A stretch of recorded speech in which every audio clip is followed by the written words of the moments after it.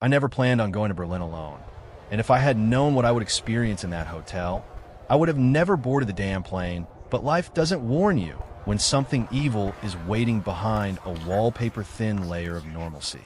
I was supposed to travel with my coworker Jonas for a short 2-day conference. He was the organized one, the guy who handled schedules and bookings, but 12 hours before our flight, he came down with a fever so bad he could barely stand, which left me sleep-deprived, irritated, and totally unprepared to fly alone. When I arrived in Berlin around 10 p.m., everything fell off from the very beginning. The sky was too dark, the air too quiet for a big city, and then the taxi dropped me off outside Hotel Eisenberg, a tall, aging building with a sign that flickered like it was struggling to stay alive.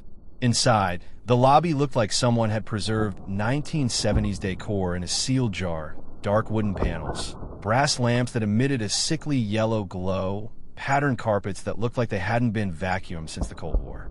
The receptionist, an older woman with silver hair and the stiffest posture I've ever seen, slid me the key without more than a passing glance and said, "Room 409, 4th floor," in a monotone voice so emotionless it made my skin prickle. The elevator creaked and rattled on the way up, as if something inside was grinding its teeth. And when the doors opened to the 4th floor, I stepped into a dim mustard-colored hallway with flickering bulbs and a strange metallic smell that wasn't strong enough to be identifiable, but unpleasant enough to bother me. I found 409, swiped my key, and entered what looked like a typical small hotel room. Single bed, desk, wardrobe, small bathroom. Nothing unusual. I showered, crawled into bed, and was just drifting off when I heard it. A series of taps coming from the wall behind the headboard.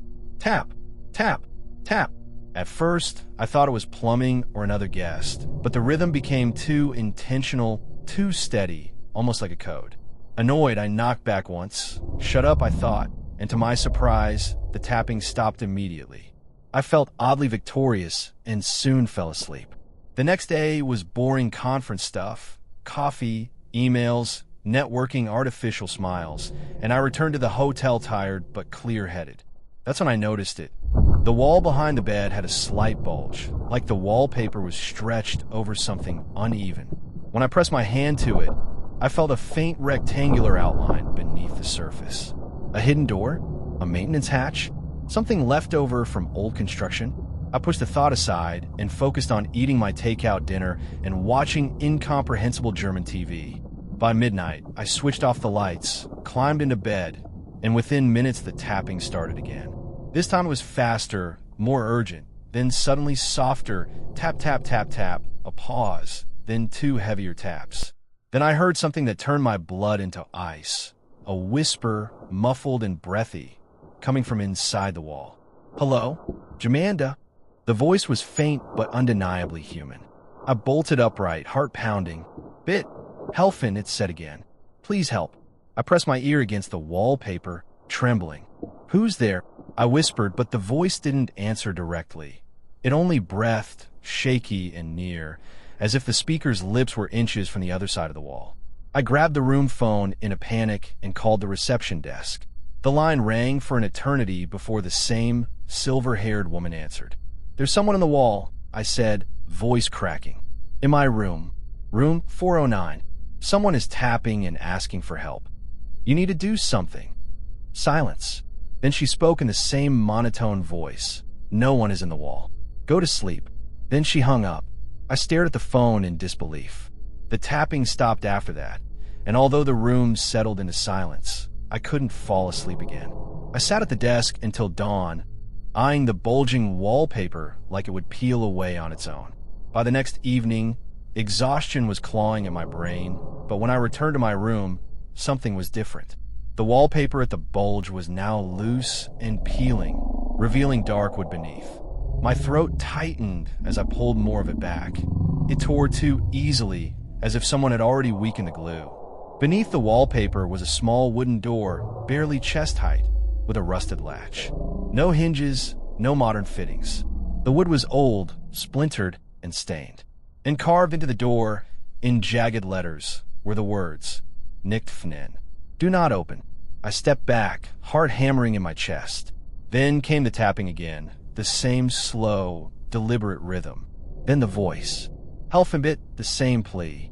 The same person or thing from the night before. I swallowed hard and leaned close. Who are you? Silence. Then a scraping sound, like fingernails dragging across wood. Then the whisper came again, right behind the door this time. Ich bin kalt, I am cold. Against every instinct screaming inside me, my hand lifted toward the latch. I told myself it might be someone trapped inside, maybe an old maintenance space or crawl space badly designed. None of that made sense, but it gave me enough courage or stupidity to lift the latch. The metal squealed, and cold air rushed out the moment I cracked the door open. I gagged at the smell, stale, moldy, sweet, and rotten all at once. I lifted my phone flashlight. I was walking home from work. The door opened into a narrow crawl space no taller than my waist. People shuffled. The wooden walls rough, their faces lit by streetlights. Dust smartphones in hand, in the beam of light, oblivious to anything hung beyond tattered curtains. I remember lying on the floor over my shoulder, that cramped dark, catching a glimpse of a shadow, a human shape stretching longer than fetal position, darker than the surrounding darkness. Holy shit! It moved as I whispered, but I told myself it was nothing. I'm calling just my imagination, fatigue, the figure twitched, maybe a trick of slowly. That night, in my apartment, then its head feeling didn't leave me. Only a little. Shadows and revealing a cheek sunk heavy, so deep it looked like paper. I thought I saw movement in the periphery. The lips moved, but when I turned, there was nothing. My chest tightened. Furniture. Something was horribly wrong. My refrigerator. The thing moved. I tried to sleep, only telling myself I was fast, paranoid, snapping an emotion. But the shadows glitching video as it twisted toward me, waiting, scrambled. The next day, on all, followed me again. I screamed, not just a trick of the light, slammed the door shut on my commute, and shoved the latch down. Subway car hit the other side with a weight pressing down. Then another, a presence close behind. The door shook violently, even when the train but somehow held. I kept turning my banging stop, scanning for anyone. I grabbed my bag, anything, but the car was normal. Jacket, anything I could carry. Vacant, tires scrolling through their phones. I ran down the flickering hallway and smashed the elevator button. By the third day, I couldn't shake it. I didn't stop running until I was outside. I would catch glimpses in reflective surfaces, cold Berlin air, windows, like someone who had just escaped drowning. A dark, I booked another hotel across town behind me and didn't sleep that night. The next morning, I tried to rationalize it. I convinced two police officers to return deprivation to hotel, but rationality couldn't explain the cold that tapping down my spine, the hidden door, the person in the crawl space, or the way my reflection would sometimes but agreed to check my movements. The receptionist didn't even look surprised when the three of us approached her desk, grinning. We're investigating a report of someone trapped behind a wall. I was running through an endless corridor, no one was trapped. She replied in the same eerie shadow was there. She gave him a master key, and we went upstairs, never touching the walls. The officers entered first, moving without sound. I pointed to the wall. I turned. The door was right there, and every door I opened, but the wall was perfect. To another corridor, flawless, endless, freshly papered. The figure followed, patient, no tear, inevitable, no latch. I woke up gasping, no wooden outline, drenched in sweat, nothing but solid heart pounding so hard I rushed forward, running my hands across the surface in disbelief. I tried to ignore it. No, but when I stepped outside, there was a door waiting.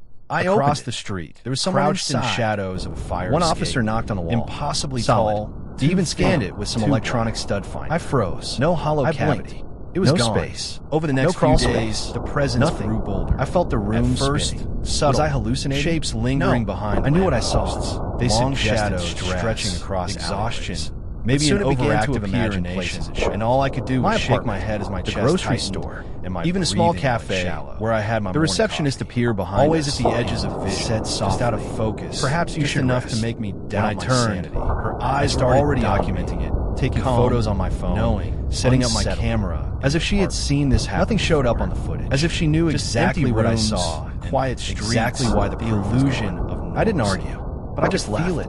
Always behind that same afternoon. Closer when I was alone. Still shaking. When I slept, still questioning myself. The bed dipped slightly, deep down, as if someone absolutely or something was pressing against me. The wall had been real. The whisper of 3 weeks later, the subtle unmarked DHL envelopes arrived just beyond my hearing. No sender list. I stopped going out. No note. Work became difficult. Was a single Polaroid photograph. Concerned. My hand shook before I even looked at messages, as if my body. I told them I was sick, what I would see. Exhausted. The photo showed I couldn't tell small wooden door. Who would believe me? The same that door a shadow was 409 me, standing alone down my like neck. A dark basement. Existing. The edges of the photo were stained. I started talking to myself in something, muttering, convincing behind the cracked open door I was imagining it. Pale, but the feeling never left. Life one night, yet staring directly at the camera. Black. Beneath the usual photo, streetlight written glow in shaky through the German, blinds was gone. were the words Silence "Du hung hast in the air like Michigan thick tar. Gessahen." Then I heard it, a a soft, deliberate scraping. Now I can see moving you too. closer. The photo circling the bed. slipped from my hand. I wanted to turn on the and light, fell onto the floor. but my hands And felt before I could even pick it paralyzed, up, before I could even useless. process the bed terror shifted, punching into my skull. Something sat on the edge. I heard it from inside cold my air apartment, brushing my inside face. my bedroom wall. I tried to scream. Tap. My voice Tap. caught in my throat. Tap. And then it whispered. Not words I could understand, just the vibration of sound, deep, resonant, impossible. The bed dipped again, and the shadow leaned over me, impossibly tall, its form shifting, stretching, engulfing the darkness around it. After that night, I couldn't sleep. I tried sleeping in different rooms, on the floor, even on the couch. Wherever I went, it was there, watching, waiting. My reflection in the bathroom mirror started moving independently, smiling, crouching, pressing hands against the glass from inside. I couldn't look directly anymore. My reflection became a portal, a warning. I sought help. Doctors, therapists, anyone who might explain what was happening. Medication didn't work. Sleep aids didn't work. Nothing worked. Every time I left the apartment, I could feel it behind me, slipping along walls, weaving through crowds, patient, inevitable. I started noticing strange patterns. The shadow mimicked me sometimes. Not exactly, but in ways that suggested observation. I would step forward, and a ripple of darkness would follow, keeping pace, but slightly delayed. I caught it in reflections occasionally, fully formed, taller than me, head tilted unnaturally, grin wide, like it was learning from me, anticipating my movements. One evening, desperate, I tried to confront it. I went to the street where I first saw it, standing under the dim glow of a flickering lamppost. I called out, "Who are you? What do you want?" Silence.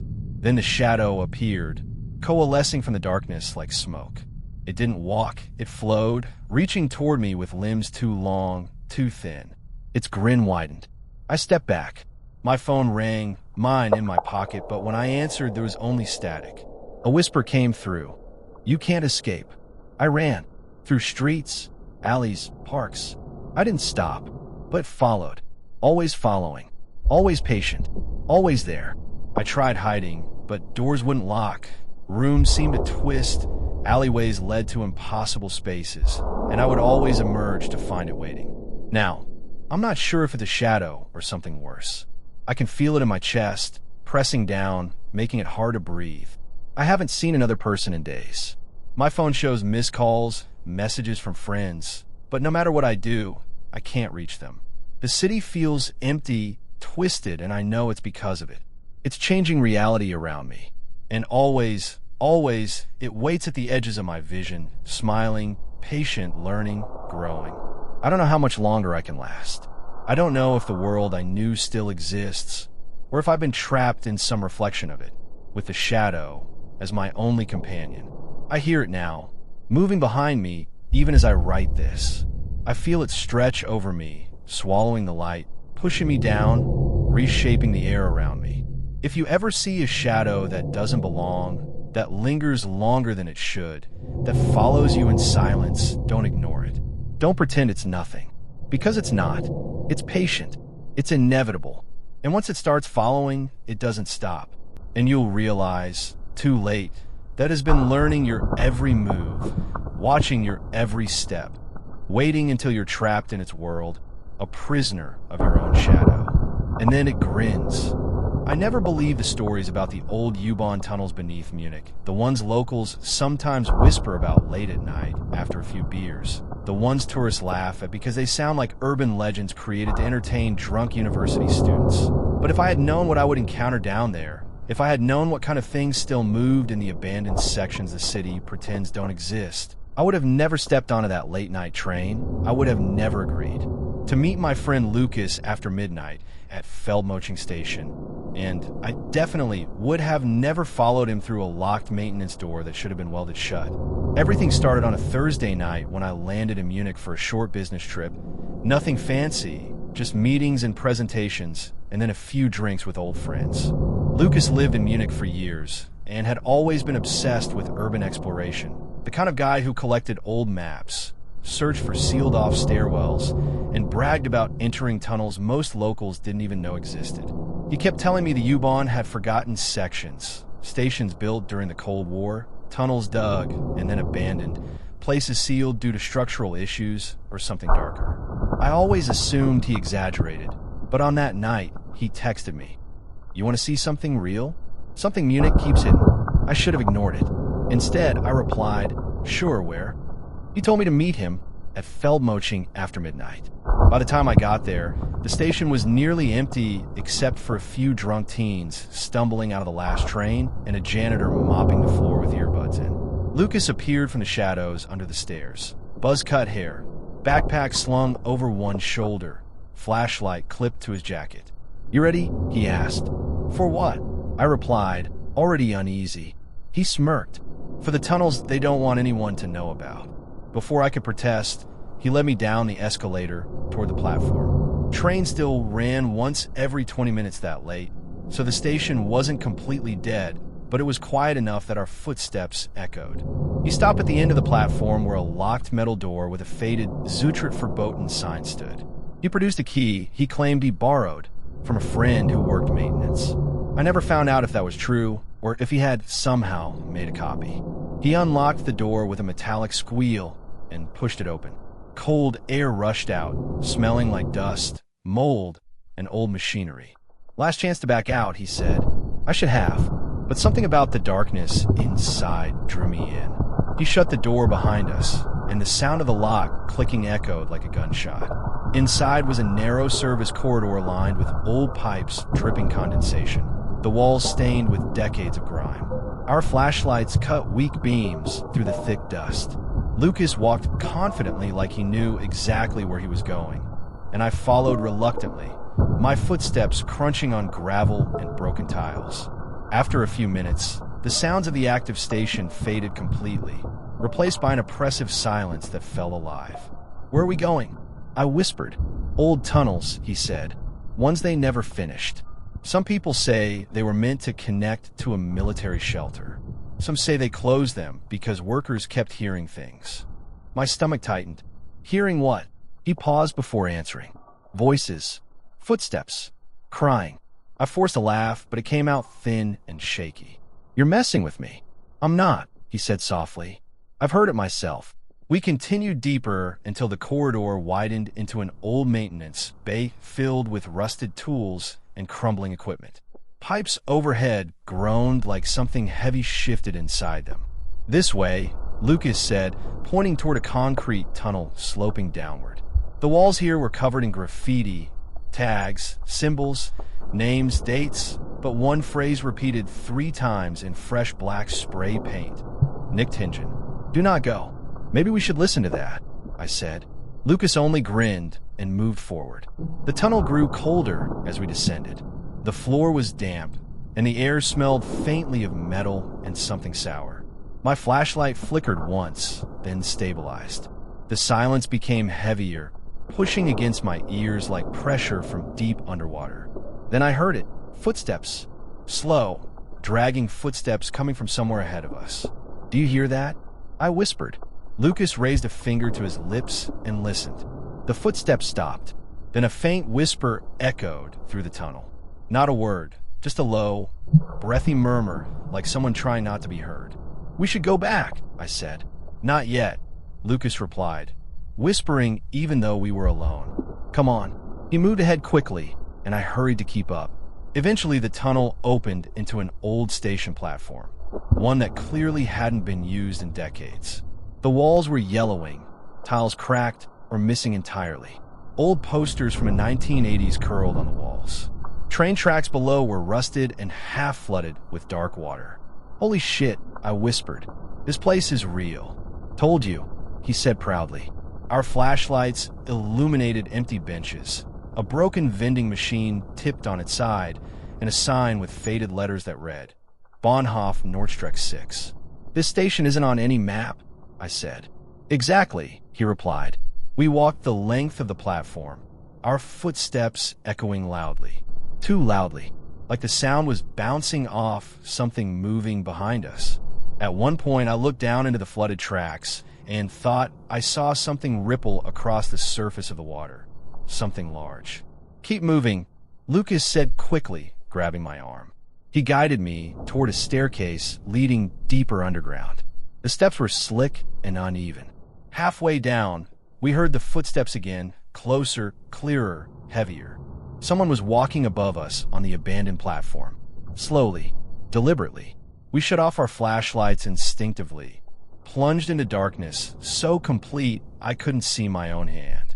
I first noticed it on Monday. Silence. I was walking home from work, the city streets buzzing with the usual. Then something whispered from the top of the stairs. People shuffled past. The voice was raspy, lit by strains, like someone who hadn't spoken in years. Oblivious to anything my wrist on their bone-crushing force. I remember glancing over my shoulder, louder, and catching a glimpse of shadow. I held my breath, stretching longer. The thing at the top of the stairs, darker than the surrounding darkness. Something like a wet. It moved as I moved, followed by. But I told myself it was nothing. Then it started. Just my imagination. Fatigue, maybe a trick of the street lamp. Each step that night under my apartment, my heart exploded in my chest. Shadows. Lucas turned his flashlight heavier, then shining it upward. I thought I saw a second. I saw a pale shape, but when I turned, thin, there was hunched with joints bent at angles. Furniture, no sense. The quiet hum before the light flickered violently. I tried to sleep, telling myself I was being paranoid. We bolted down the stairs, but the shadows felt alive. The air grew colder, waiting, and the walls the next day followed me again. Behind us came the unmistakable sound of rapid my commute footsteps. In the crowded subway car, I could feel it fast. A weight pressing down, something scraping along the walls close behind. Shadows flickered on the edges. I kept turning my head. I didn't dare look for anyone. The tunnel forked ahead, but the car was normal. Lucas shouted. Vacant. We sprinted left, rolling through our breathing ragged. But the tunnel narrowed until we had at the back of my single file. By the third day, footsteps behind us grew louder. I would catch glimpses in reflective surfaces, windows, computer screens. Something grabbed the back of my jacket. A dark, indistinct figure just behind stumbling. Too tall, the fabric too still, with a sickening. I tried to rationalize. Don't stop. Stress. Lucas yelled. Anxiety. We continued running sleep until the tunnel ended. But rationality couldn't explain the electrical boxes spread down a rusted ladder whenever I felt its presence. Climb, he shouted. Or the way my reflection scrambled up sometimes lagged, practically leaping up the rungs. A fraction. I could hear the thing entering the chamber below us, warped, breathing loudly. That night, I like an animal. I was running through an endless corridor. At the top of the ladder, fluorescent lights flickering Lucas overhead. Shoved it open. The shadow was himself out after gliding effortlessly. We were in another maintenance corridor, never touching the walls. This one better lit floor, and clearly moving without sound. This way, I turned, he said, sprinting down the hallway. And every door burst through an unlocked metal door, another corridor, and stumbled onto a live U-Bahn platform. The figure followed, Marion, patient, inevitable, packed with late night travelers. I woke up gasping. People stared as we gasped for breath. Heart pounding so hard I thought it might burst. I told myself it was before I could explain. I tried anything to anyone, but when I stepped outside, it was waiting, pulled me across the street, crouched in the shadows of a fire escape, eyes wide, impossibly tall, now too thin. We didn't stop moving until we were outside the station. I blinked, standing. It was gone. Open air. Over the next few days, the presence grew bolder. Then Lucas said, "Subtle. I told you. Shapes lingering behind lampposts. What was that? Long shadows stretching across alleyways. I don't know. But soon it began to appear in places. But I've heard rumors. My apartment. Stories about grocery store disappearing. Even a small cafe. Stories about something I had behind when they abandoned. Always at the edges of vision. Just why didn't you tell me? Just enough to make me doubt my sanity. Because I didn't think it was real. I started documenting it. I thought maybe photos on my phone. Maybe people just heard echoes, setting up my camera in the apartment. Nothing showed up on the footage. But that wasn't an echo. Empty rooms. I said. Quiet streets. Whispered. The illusion of we parted ways shortly, but I could feel it. I returned to my hotel and closer when I was alone. I didn't sleep that night. When I slept, or the next. I felt the bed. I left Munich the following morning, as if someone desperate to distance myself pressing anything underground. The whisper of anything movement, dark, the subtle scrape of fingers on floorboards chased us. Just beyond. I thought the story ended there. I stopped going out. I was wrong. Work became 2 weeks later. Friends called a WhatsApp message from an unknown asking why I hadn't answered. It contained only one thing. I told them I was blurry sick, photo taken in what looked like a dark. I couldn't tell them. In the left corner of the image was a shadow was following me, thin, breathing down. In the right corner was someone existing in the edges. Someone I recognized. I started talking to myself. His face twisted in terror, convincing myself open. I was imagining it. His flashlight on the ground beside him. One night, the message had no text, pitch black, no explanation. The usual street light glow. I tried calling him immediately, but his silence hung in the air like a message. Mutual friends. Then I heard it. None had heard soft, deliberate scraping. One said he missed work, moving closer. Another said police were asking questions. I wanted to turn on the light. No one had seen it, but my hands. I didn't tell them about the photo. Useless. I didn't tell anyone. The bed. I deleted it. Something sat on edge, late at night, cold when everything is quiet and the house settles. I tried to scream. My voice caught in my still hear it. And then it whispered, dragging steps, not words I could understand, breathing, just the vibration of sound from the dark, deep, resonant, impossible. The bed dipped again, and the shadow leaned over me, impossibly tall, its form shifting, stretching, engulfing the darkness around it. After that night, I couldn't sleep. I tried sleeping in different rooms, on the floor, even on the couch. Wherever I went, it was there, watching, waiting. My reflection in the bathroom mirror started moving independently, smiling, crouching, pressing hands against the glass from inside. I couldn't look directly anymore. My reflection became a portal, a warning. I sought help. Doctors, therapists, anyone who might explain what was happening. Medication didn't work. Sleep aids didn't work. Nothing worked. Every time I left the apartment, I could feel it behind me, slipping along walls, weaving through crowds, patient, inevitable. I started noticing strange patterns. The shadow mimicked me sometimes. Not exactly, but in ways that suggested observation. I would step forward, and a ripple of darkness would follow, keeping pace but slightly delayed. I caught it in reflections occasionally, fully formed, taller than me, head tilted unnaturally, grin wide, like it was learning from me, anticipating my movements. One evening, desperate, I tried to confront it. I went to the street where I first saw it, standing under the dim glow of a flickering lamppost. I called out, "Who are you? What do you want?" Silence. Then the shadow appeared, coalescing from the darkness like smoke. It didn't walk, it flowed, reaching toward me with limbs too long, too thin. Its grin widened. I stepped back. My phone rang, mine in my pocket, but when I answered, there was only static. A whisper came through. "You can't escape." I ran. Through streets, alleys, parks. I didn't stop, but followed. Always following. Always patient. Always there. I tried hiding, but doors wouldn't lock. Rooms seemed to twist. Alleyways led to impossible spaces, and I would always emerge to find it waiting. Now, I'm not sure if it's a shadow or something worse. I can feel it in my chest, pressing down, making it hard to breathe.